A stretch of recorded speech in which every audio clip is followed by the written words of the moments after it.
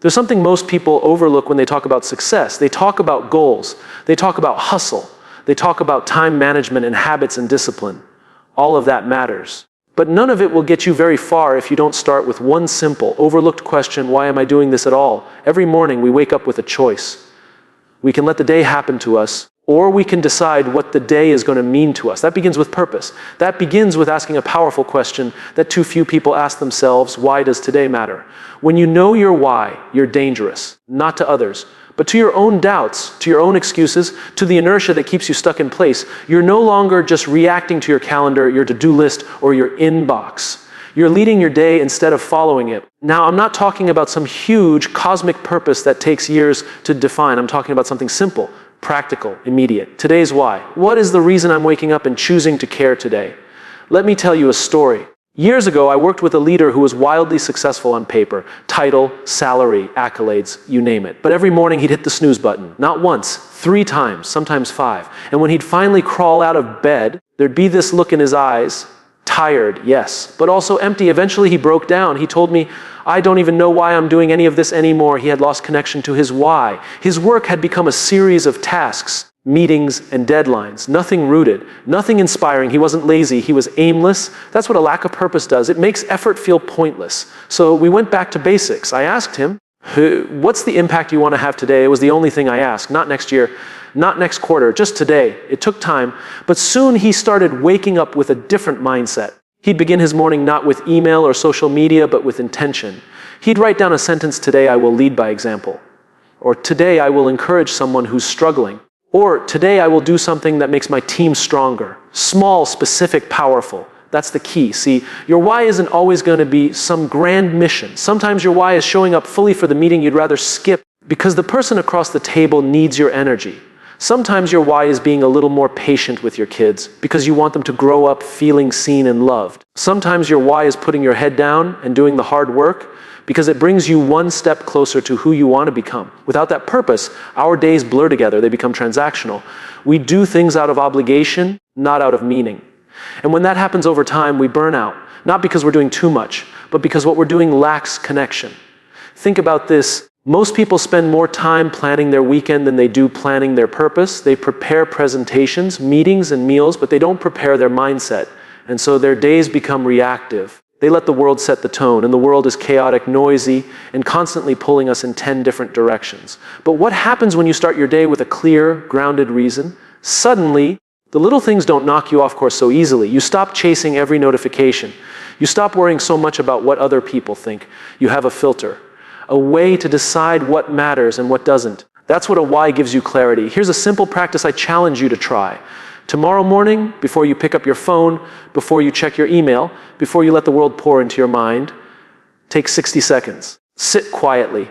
Ask yourself, what kind of impact do I want to have today? Write it down. Say it out loud. Hold it in your mind. It doesn't have to be profound. It just has to be honest. It might be, today I will stay calm when things go wrong. It might be, today I will give someone hope. It might be, today I will learn something new. That's your win.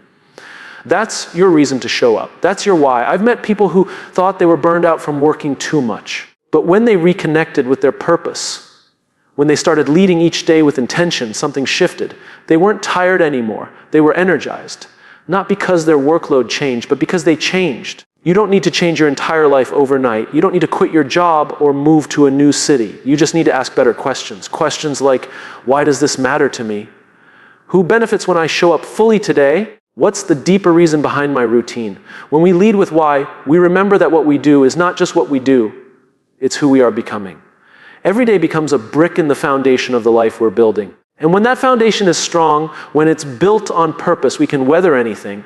Challenges don't blarify us. So the next time you wake up feeling tired, overwhelmed, or unmotivated, don't reach for coffee. Don't reach for distraction. Reach for meaning. Start with why. Anchor your day in purpose. And watch how everything else, your attitude, your energy, your results, begins to shift. Because when you know why the day matters, you show up like it does. There's something incredibly powerful about the promises we make. We remember the ones we've made to our teams. We remember the ones we've made to our friends, our families, our partners. We hate letting other people down. But what we don't talk about enough is how often we let ourselves down, quietly, privately, consistently. Think about it.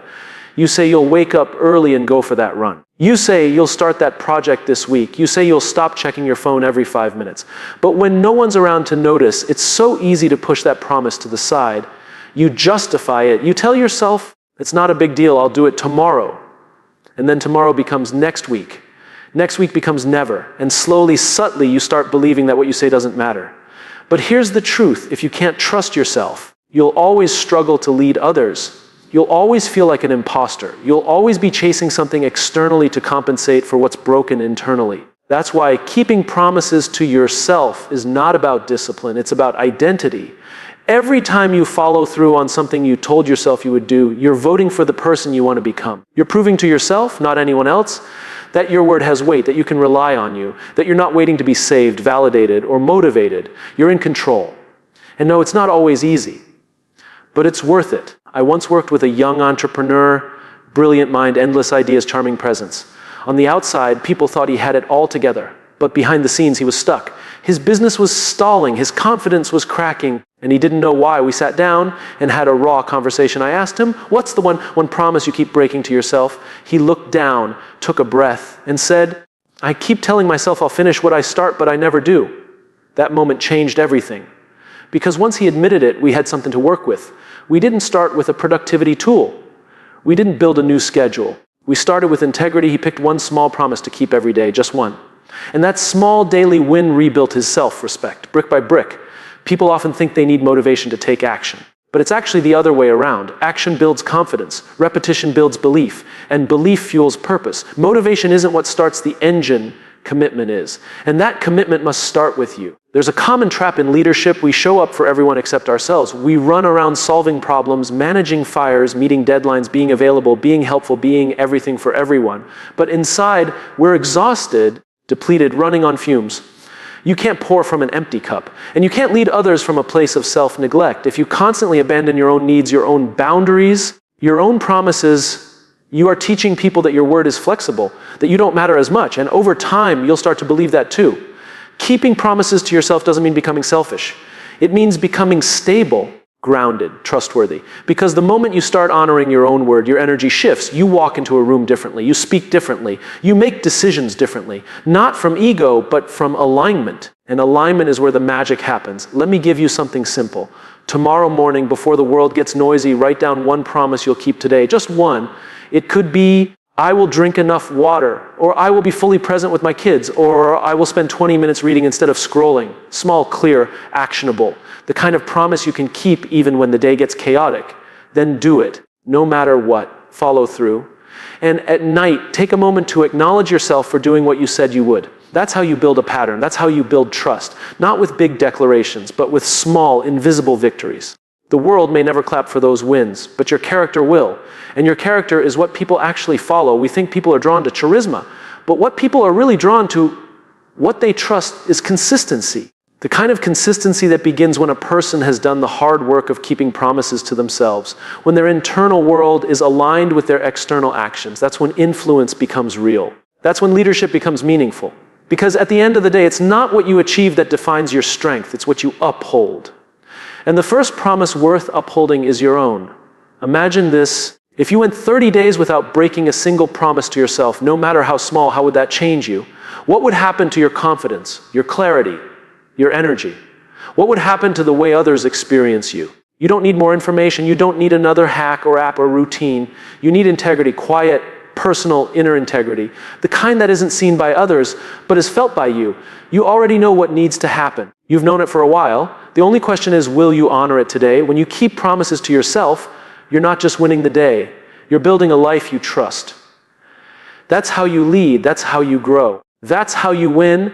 Every single day, we live in a world that celebrates the highlight reel. Everyone wants the big moment, the applause, the breakthrough, the outcome. Social media has made it worse.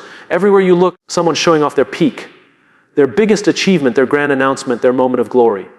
But what no one posts, what no one talks about, are the quiet, boring repetitions that got them there. We've been conditioned to expect success to feel exciting, like we're supposed to wake up every day fired up, motivated, and overflowing with passion.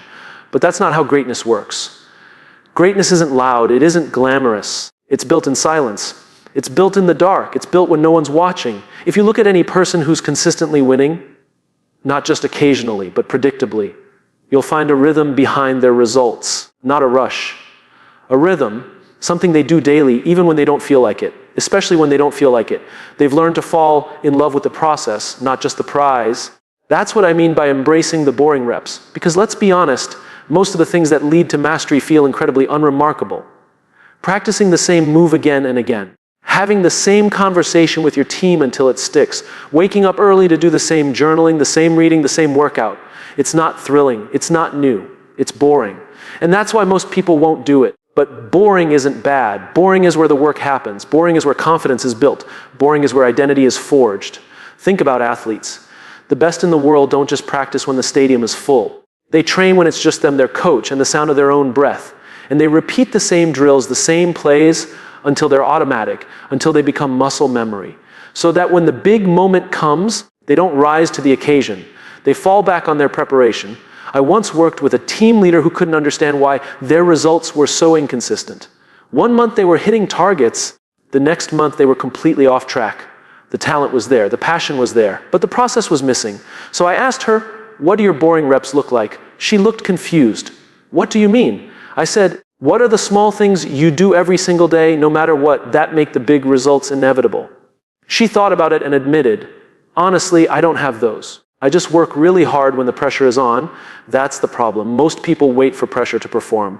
But true professionals don't rely on pressure. They rely on process. We built her a routine, a simple set of habits she'd repeat daily. Check-ins, debriefs, reflection, planning, nothing flashy, nothing groundbreaking, just boring, repeatable excellence. And in a few months, her team's performance transformed. Not because they got smarter or more talented, but because they got consistent. Consistency is a superpower, and boring reps are the path to consistency. The reason most people struggle isn't because they're lazy or unmotivated. It's because they're addicted to novelty. They chase the next thing, the shiny thing, the exciting thing. And the moment something feels too routine, too repetitive, they lose interest. They want change, but they don't want repetition. And that's a problem, because growth lives in repetition.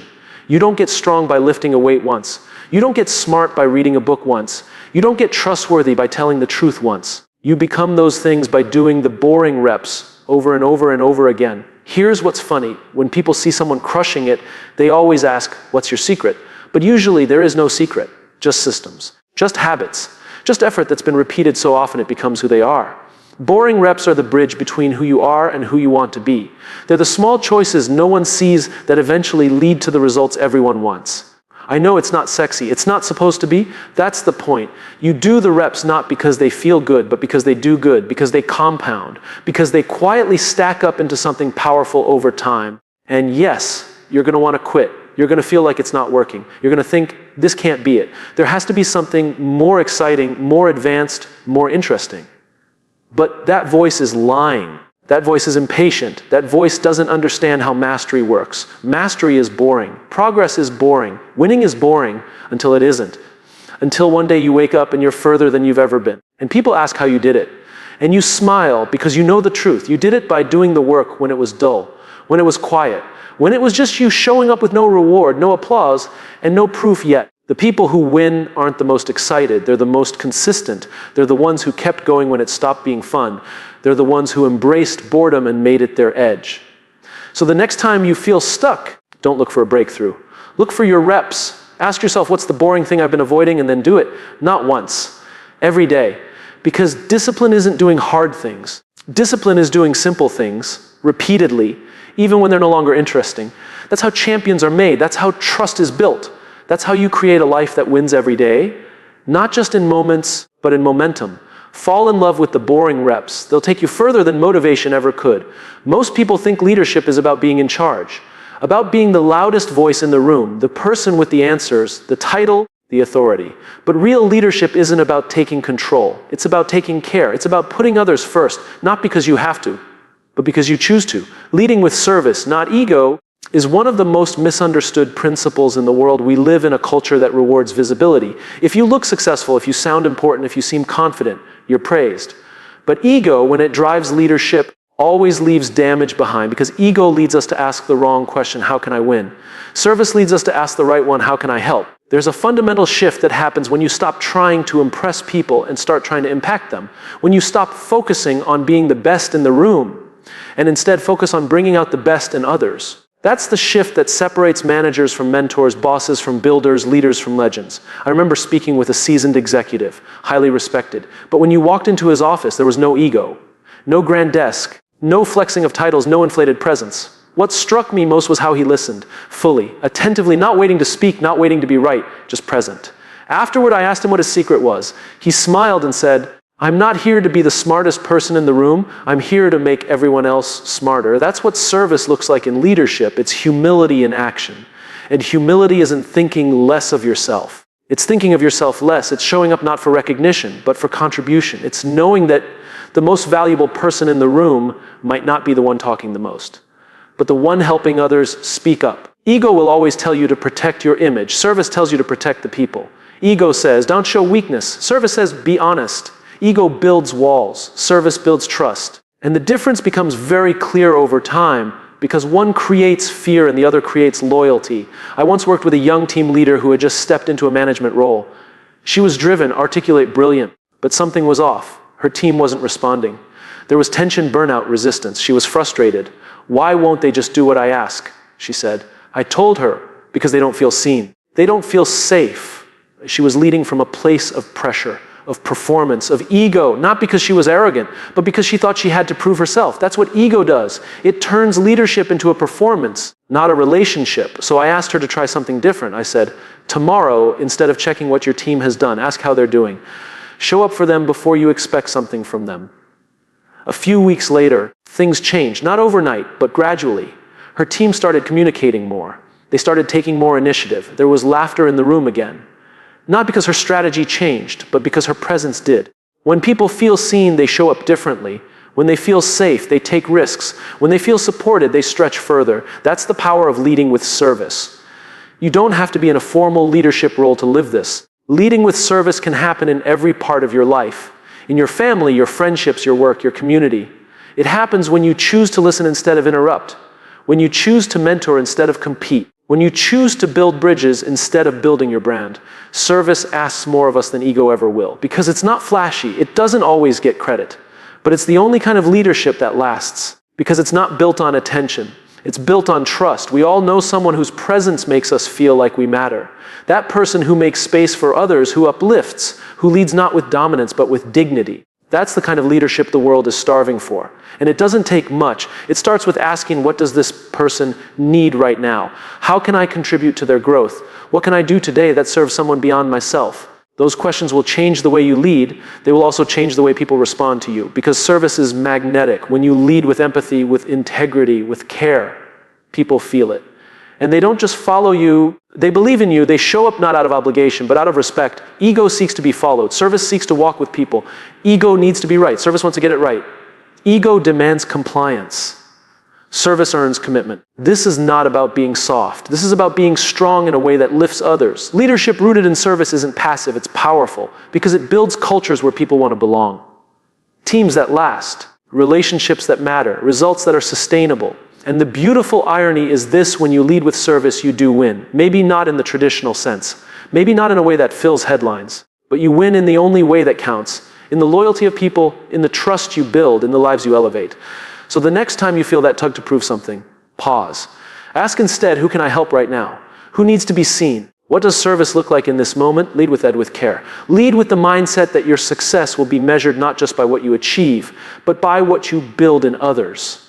Because when you lead with service, the results follow. But more importantly, people follow, not because they have to, but because they want to. And that's how you win, quietly, powerfully, every day. We live in a world that's always rushing toward the next thing. Finish one task and another replaces it. End one day, and the next morning is already screaming for your attention. In the middle of all this motion, there's one habit that quietly separates those who grow from those who simply repeat. It's not something flashy. It's not productivity software. It's not waking up at 5 a.m. It's reflection. We don't grow from experience. We grow from reflecting on experience. And yet, for most people, the day ends when their energy runs out. They collapse into bed, phone in hand, brain overstimulated, heart unsettled, mind racing through unfinished to-do lists. Then they repeat over and over. But the ones who win, who truly evolve, who show up wiser, more grounded, more focused the next day, they do one simple thing that changes everything. They take a few minutes to ask, what did I learn today? That's it. That's the shift. Not what did I do or how much did I accomplish, but what did I learn? What did this day teach me? Because every day offers us something, a lesson, a pattern, a moment of truth.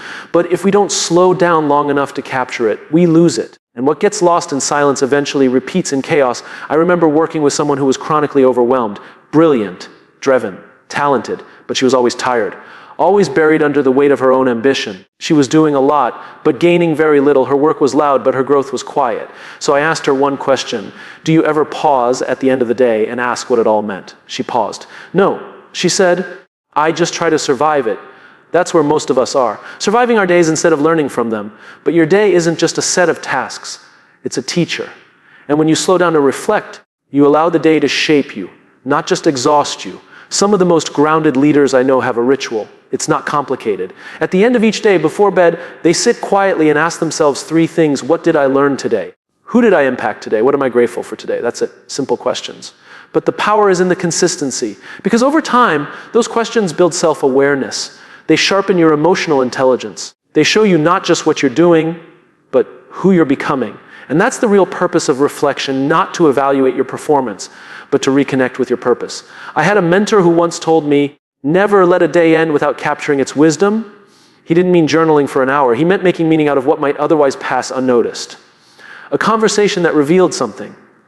A mistake that taught something. A win that reminded you of your values. When you reflect, you transform routine into revelation. But here's the thing. Reflection requires honesty. It's not about perfection.